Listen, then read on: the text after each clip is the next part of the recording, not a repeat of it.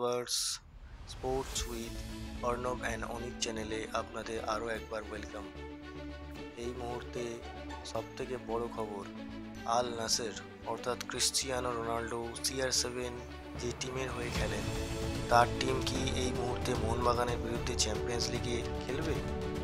সবথেকে বড় খবর, এবং এই মুহূর্তে আমি আপনাদের জানিয়ে দিতে চাই যে আল নাসার তাদের সৌদি প্রো লিগেতে 4 নম্বর স্থানে রয়েছে। এখনও তাদের 2টি লিগ ম্যাচ বাকি রয়েছে, অর্থাৎ আল নাসারের সাথে আল খালিজ এবং আল ফাতে, এই দুটো টিমের সাথে খেলার পরেই তাদের প্রো লিগের ফাইনাল স্ট্যান্ডিংটা জানা যাবে।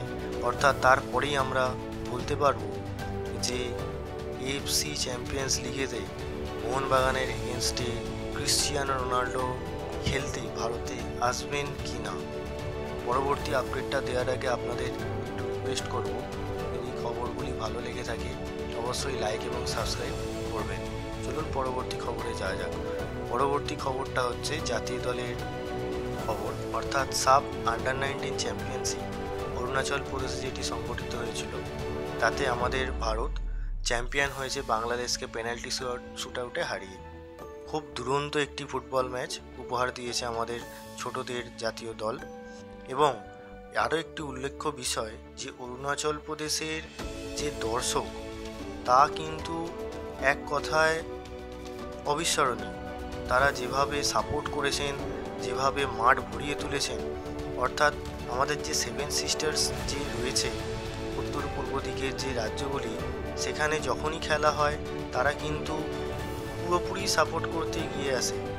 8 থেকে 80 সকলেই সেই সমস্ত ফুটবল প্রেমী মানুষ, তাদের সকলকে আমাদের এই চ্যানেলের তরফ থেকে একবার অসংখ্য ভালোবাসা ও অভিনন্দন জানাই। এবং অবশ্যই আমাদের জাতীয় দল আন্ডার-19 যে সাব চ্যাম্পিয়ন হয়েছে তার জন্য তাদেরকে অনেক অনেক অভিনন্দন।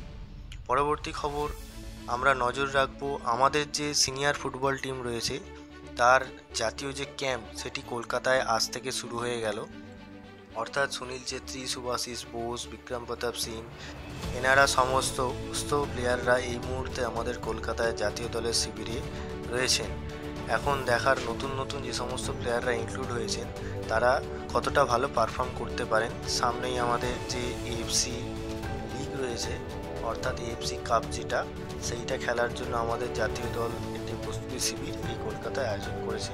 এর সাথে সাথে আরও একটি খবর আপনাদের জানিয়ে রাখি, আলবার্তো রোকা অর্থাৎ আমাদের জাতীয় দলের যিনি কোচ রয়েছেন, তিনি FC গোয়ারও ISL যে টিম FC গোয়া, তারও কিন্তু ফুটবল টিমের হেড কোচ।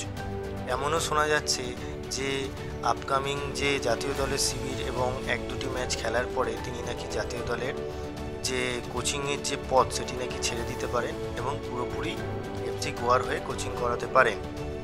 যদি ভিডিওটি ভালো লেগে থাকে অবশ্যই লাইক এবং সাবস্ক্রাইব অবশ্যই করবেন। Thank you.